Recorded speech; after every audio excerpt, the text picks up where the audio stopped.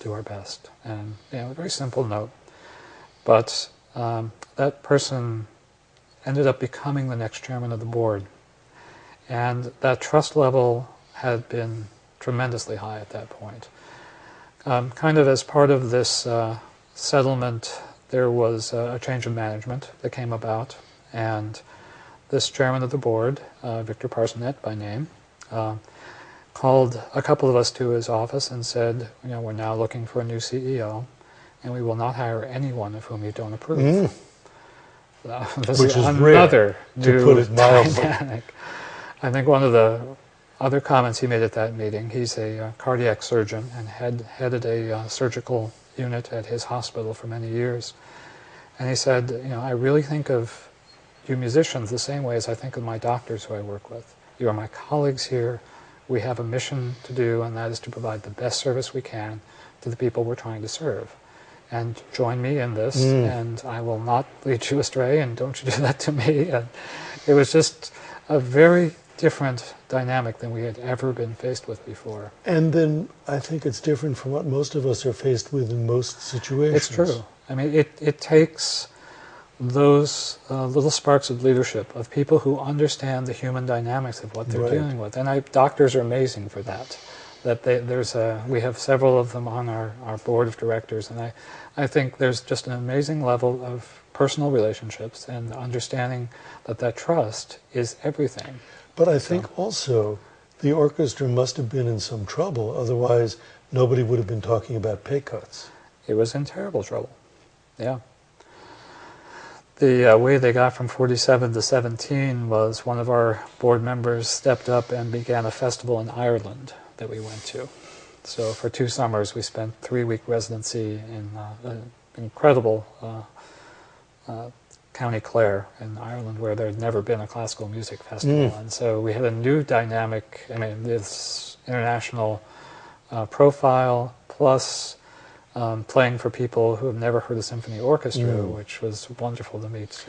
The Irish music, of course, is usually 4 or 5 guys in the pub. Yes. And all of a sudden, to have 100 people playing together was really spectacular for them. So it was a good ego boost. And didn't you get a new music director at about the same time? And at the same time, there was also a music director search going on. A process of renewal in all levels of the three. Henry Fogel talks about the 3-legged stool, the music director, executive director, he being board. the president of the league now. Right. Formerly Chicago Symphony executive director, president there. And for us, we had a brand new stool. All 3 legs were renewal. Right, the music director, the executive director, and the board chair. Right.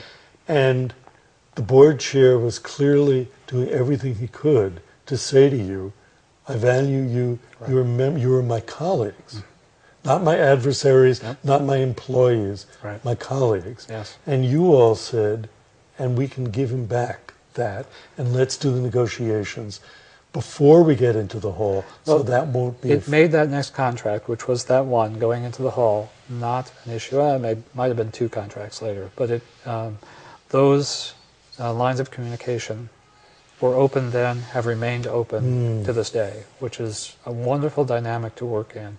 It does have its challenges, and the one thing that dismays me at times is that we so easily fall back into the patterns of mistrust that are so deeply seated in all those years of broken promises and of dialogue that was not successful.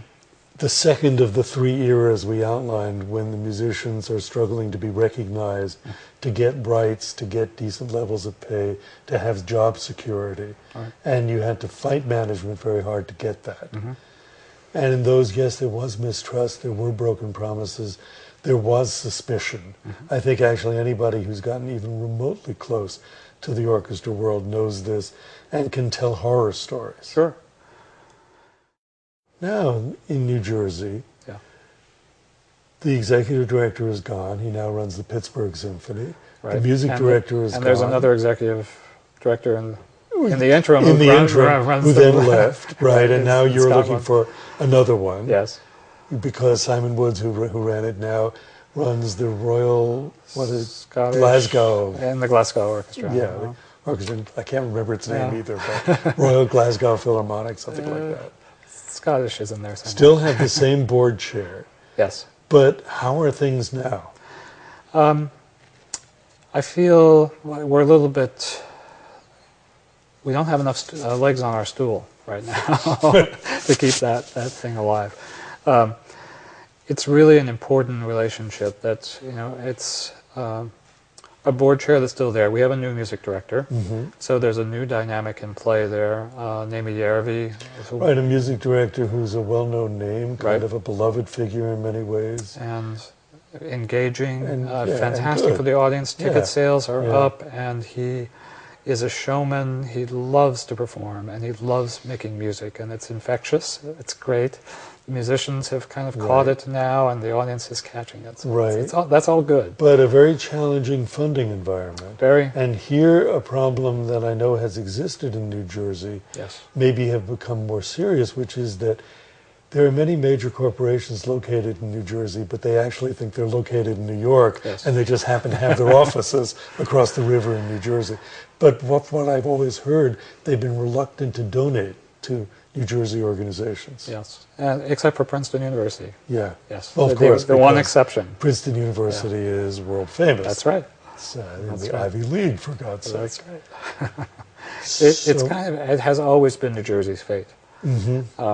We never had the big city that Philadelphia and New York were. Right. And we don't have the long history. I think the toughest thing that the New Jersey Symphony faces is that we don't have a civic pride in New Jersey because we don't have civic. We have lots of towns. You have suburbs of New York and you have suburbs in the south of Philadelphia. That's right. And we have pine barrens and we have mountains. You have pine barrens and mountains, and you have a reputation, at least in New Jersey towns I know, for a high level of political corruption. Yes. In Newark, you have the heritage of the riots in the 60s, which city has to some extent never gotten over. That's true. I think it is the only American city that has not made the recovery. Every other city suffered that time at the late 60s. Well, you still see areas that are still flat. Yes. Kind of burned out at one time, then bulldozed and not rebuilt. And so this whole idea of building a new performing arts center in Newark seemed to us very unusual. We rehearsed in the old Mosque Theater, which became Symphony Hall. Also, nice acoustic hall in a really downtrodden area of Newark. I had been there and heard you under Robert Spano before he was famous. I don't know what that program was. The Planets, was it? I don't know. There was a piece by a friend of mine on it. Oh, yeah? Yeah, Conrad Cummings. Yeah. So anyway, that's why you went. Yes, I went to hear that. So you safely got in and out of Newark. I did. I drove in my own car and I survived. And your car survived. But see, this is something that you work against. Yeah. Everybody feeling that it might be dangerous to go to the place where you play many of your concerts. And I think that's why so many of our performances were in the suburbs. Right. And we took the music to people rather than saying, come to the big scary city for this. But the Performing Arts Center has changed that dynamic. When the Performing Arts Center was built, you overcame so many of these problems. Right. But now I have the impression that difficulties have reared up again. I think some of the difficulties are cyclical for us. Some of them have to do with leadership, and that with a big vacancy of the CEO now. And Simon, I think, for his own reasons, decided to relocate back to the UK. And I think that left a big gap. Because he really didn't run the orchestra for very long. Not for very long. But now, where does this leave the musicians? To what extent, I guess I'm thinking, do you rise up to fill gaps and meet needs? I think it's a really good question. I think we're very much in transition with that. We are absolutely integral to the process, the search process for the CEO. Our process included meetings with the entire search committee.